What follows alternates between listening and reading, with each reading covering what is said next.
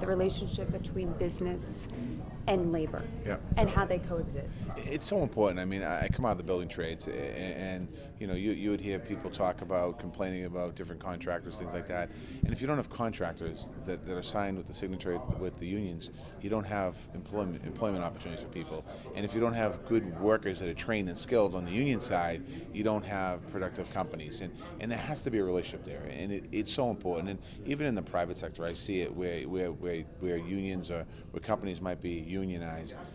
Having that productivity is important to keep the company profitable, but also having those skilled workers is important as well. Talking about technology and innovation, particularly, there's a huge skills gap. It has to be training. It has to be money involved in training. In Boston, we launched a program called Boston Hires, where we're going to train or retrain 20,000 workers by the year 2022 into tech jobs and jobs like that. I mean, it's a difficult situation. It's very complicated because sometimes you're talking with an older workforce that technology is a little beyond what they want to do or can understand. So it has to be training, and it has to be comprehensive job training, and not training somebody for something that they can't accomplish, but actually train them for a job they can do.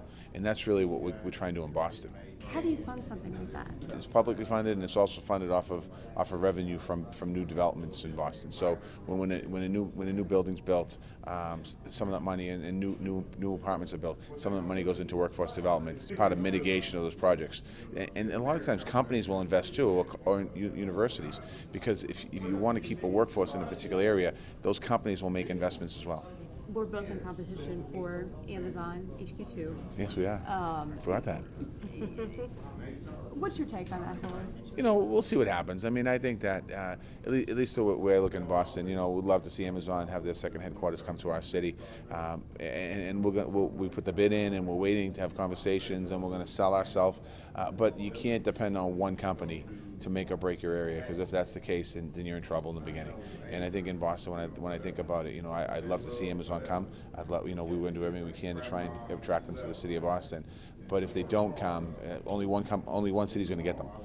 We can't figure out. We can't say, okay, well, we tried there, and what are we going to do now? We're constantly looking at new opportunities for the city of Boston and new opportunities to bring people into our region. What advice do you have for Indianapolis, based on your experience? I think we try to open up the process, treat everyone the same.